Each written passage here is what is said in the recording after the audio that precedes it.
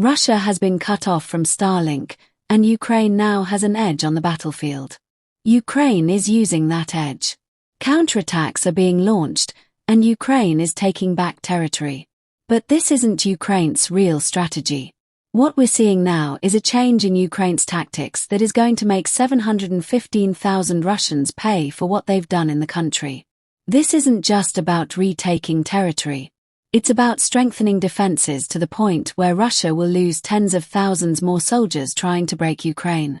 Right now, Ukraine is counterattacking against Russian forces in several regions. These include the neighboring oblasts of Zaporizhia and Dnipropetrovsk, both of which are in Ukraine's southeast. To the untrained observer, this looks like an obvious attempt by Ukraine to roll back some of the gains that Russia made in 2025 and potentially set up for a larger counteroffensive that could push deeper into the southeast. A breakthrough of the Russian defenses, perhaps, and one that could lead to the liberation of a large portion of Ukraine that Russia has illegally occupied for much of the war. After all, Russia has lost access to Starlink. Now is the perfect time for Ukraine to counterattack. And that is what Ukraine is doing. Only, not for the reasons that you might suspect. We'll explain what Ukraine's real goal is in just a few minutes. Before that, let's rewind to late January, and a Russian attack that has caused an enormous change on the battlefield. On January 27th, The Guardian reported that Russian strike drones had hit a passenger train in northeast Ukraine. This was no strike against a military target. It was a terroristic attack that left 5 people dead in the Kharkiv region. In any country, a drone strike on a civilian train would be considered in exactly the same way, purely as terrorism. There is not and cannot be any military purpose in this, Ukraine's president, Volodymyr Zelensky, justifiably raged in the aftermath of the Russian strike. The world took notice of the latest Russian atrocity, with one man, in particular, deciding that it was finally time for him to take action. Following Russia's brutal assault on Ukrainian civilians, Elon Musk instructed SpaceX to shut down Russia's access to the Starlink satellites that Putin's forces had likely used to attack the train. It appears that Ukraine's Starlink terminals were added to a whitelist, ensuring that they could be used as normal. Russia's, on the other hand, either went on a blacklist or are now being highlighted as illicit terminals when Russia attempts to use them. This single move caused chaos in Russia's ranks. As David Hambling, writing for Forbes on February 6, explains, the effect on the Russians has been catastrophic, with some units reporting 90% loss of internet communications. There have reportedly been a rash of friendly fire incidents as the Russians struggle to tell friend from foe. Command and control of Russian forces has shut down in many areas of Ukraine, as the Starlink terminals that forces once relied on have become useless. Russian soldiers are shooting each other, getting lost in the wilderness of Ukraine, and, frankly, falling apart across the front lines. The Starlink shutdown set the stage for what Ukraine is doing now.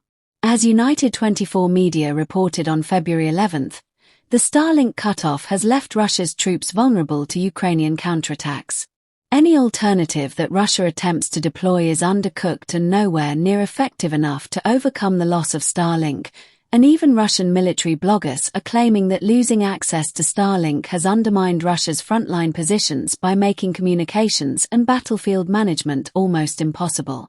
Ukraine is taking advantage of that with a push forward into some of the most vulnerable Russian positions, David Axe reports in a February 11th article for Euromaidan Press. Ukraine has amassed what Axe calls a powerful force of Ukrainian assault troops. Those soldiers are being supported by mechanized assets, including US-made tanks and infantry fighting vehicles, which Ukraine is using alongside Swedish armored personnel carriers. With this armor backing them, Ukraine's assault troops are sweeping through some of the occupied territories in the southeast of the country. In particular, Ukraine's assault forces are focusing on the no-man's lands that exist in the Dnipropetrovsk and Zaporizhia regions. Their goal is to take out the small numbers of Russian infiltrators that have managed to enter these areas, transforming what had become grey zones in the Ukraine war into territory that Ukraine fully controls. Stick with us, as we're going to dig deeper into these goals a little later.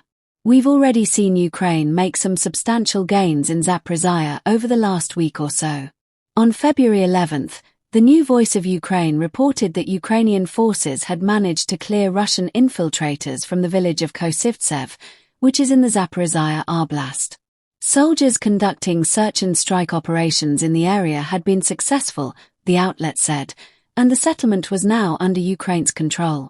This was the capper to a multi-day campaign that has resulted in Ukraine retaking several villages in the Zaporizhzhia region, including the settlements of Ternivate and Pridorazin. All of these villages were liberated between February 8th and February 11th, once again showcasing just how damaging the loss of Starlink has been for Russia's forces. With no way to communicate with their command centers, the Russian soldiers who are already being sent into the kill zones that Ukraine has created with its drones are now lost. Isolated. They have nowhere to go and no way of knowing if reinforcements are coming.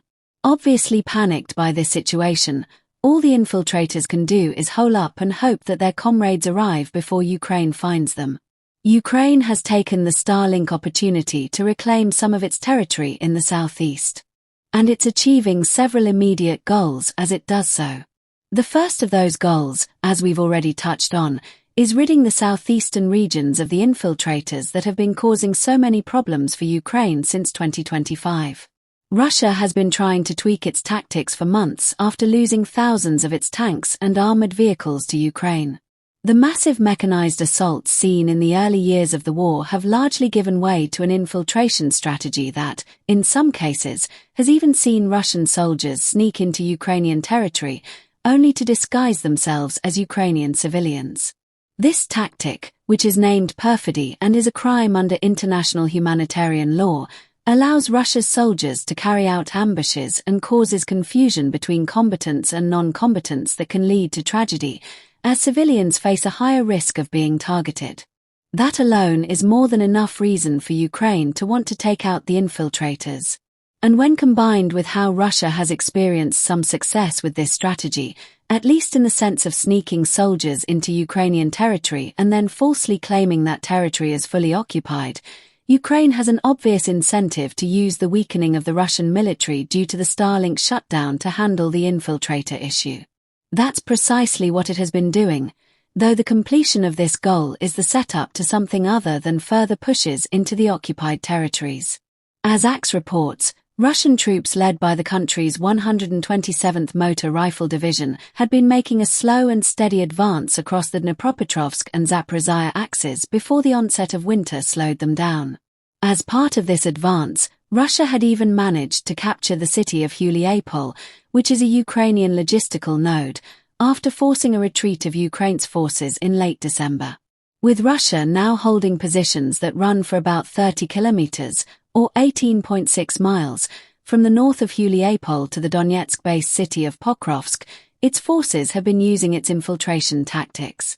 There is now a grey zone, which is another term for no man's land, that runs roughly parallel to the Hellscape River in Ukraine's southeast that Russia was filling with infiltrators like those we mentioned earlier.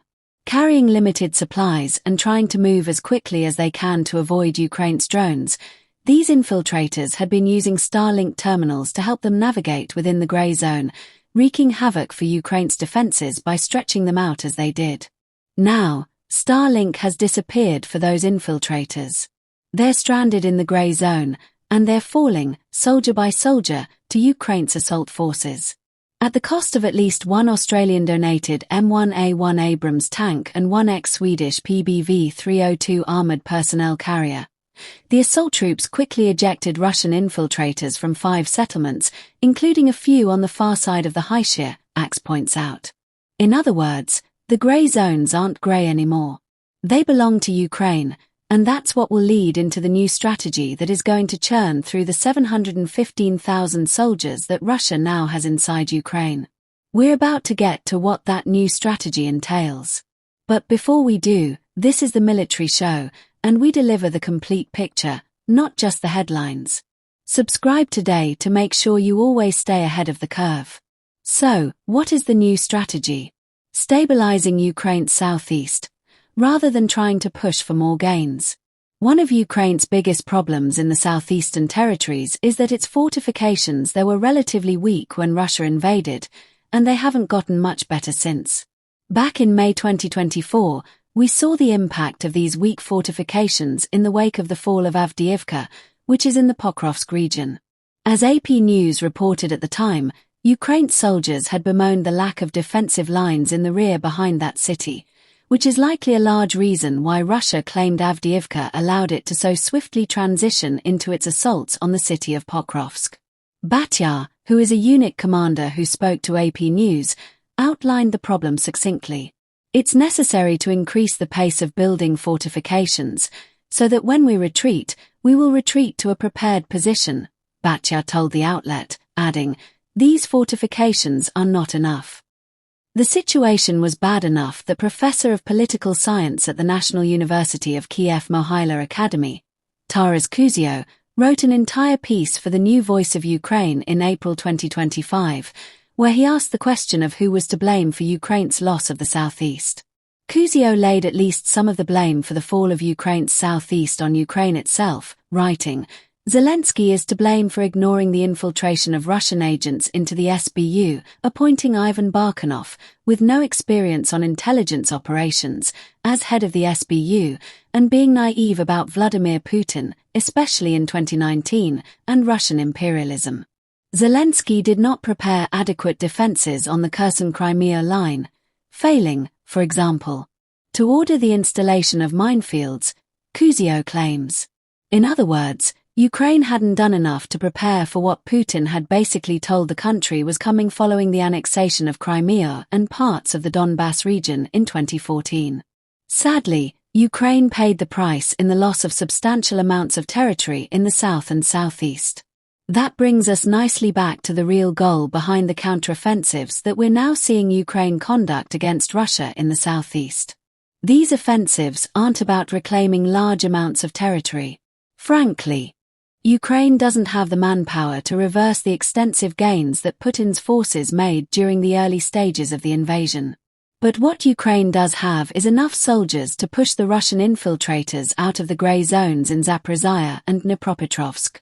That's precisely what it is doing, and it is doing it so that it can transform those grey zones into fortified Ukrainian territory through which Russia will have to pour untold numbers of soldiers if they are to have any chance of advancing again. This is brilliant by Ukraine. Its strategy is to attrit via its defense, rather than to risk its soldiers as they try to make massive gains. French military analyst Clement Mollin explained what he was seeing in Ukraine's southeast in an ex-post. Some are talking of Uspanivka as an objective, which could be, the area is very difficult for Russia to move, we saw with the impacts maps, but I do not think it will happen, Mollin suggested, adding, the priority is to secure Haishir River and Pokrovsk approach. This will buy time for further fortifications improvements in the area. And that is Ukraine's ultimate strategy. To right the wrongs of its faltering southeastern defenses by transforming what were grey zones when Russia had access to Starlink into outright kill zones that will destroy Russian soldiers who attempt to infiltrate or storm through them. It may not be what many expect after seeing what Ukraine has been doing. But it's a strategy that will lead to the deaths of an enormous number of Russian soldiers, and this is why.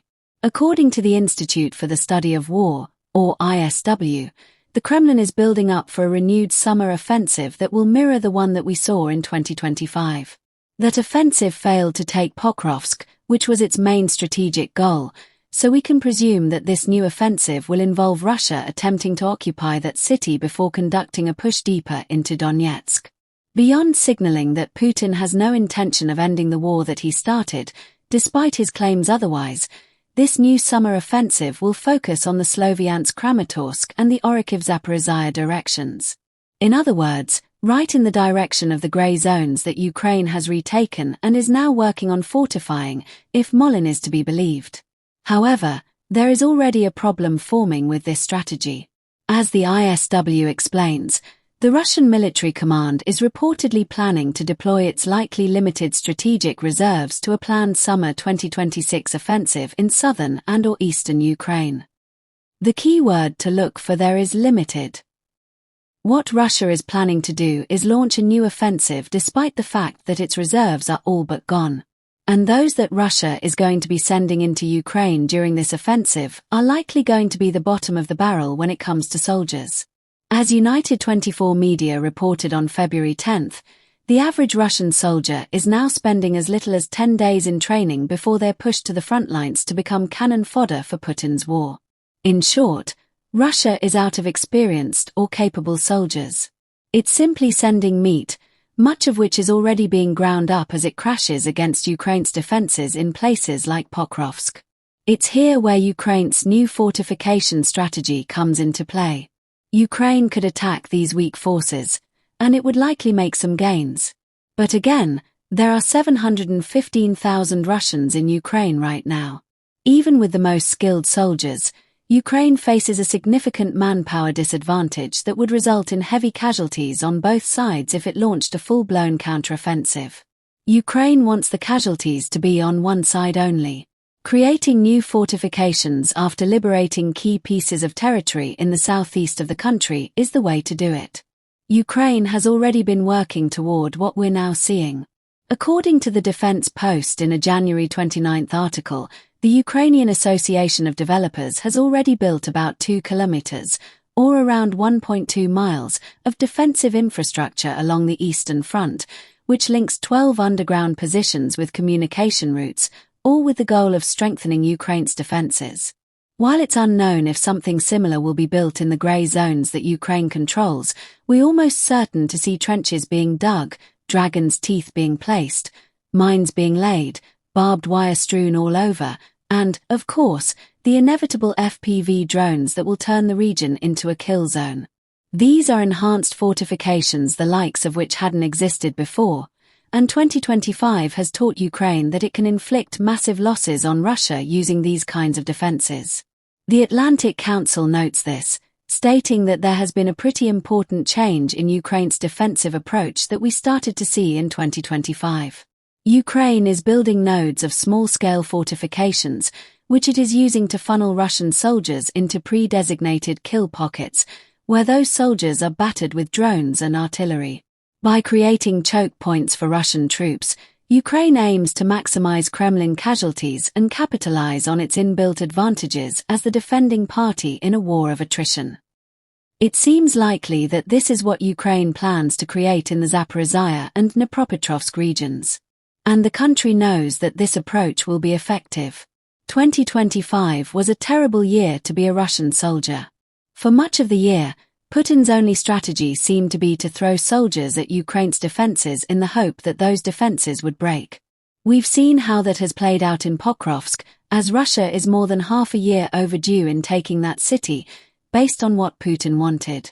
By the end of the year, Russia had absorbed an estimated 415,000 battlefield casualties, according to the national interest, all in return for a tiny portion of Ukraine's territory. This is the impact that Ukraine's fortifications have. And the beginning of 2026 hasn't been any better for Russia. According to the Ukrainian military's commander-in-chief, Oleksandr Syrsky, Russia lost 31,700 soldiers in January, which is about 9,000 more than the country was able to recruit. Ukraine has also set itself the target of increasing these numbers to 50,000 per month, which will lead to its shredding through the 715,000 soldiers that Russia has in Ukraine. What we're now seeing in Zaporizhzhia and Dnipropetrovsk is Ukraine building on a strategy that it knows will work. Russia has no plan B. It barely has a plan A. For Ukraine, it's a case of if it builds it.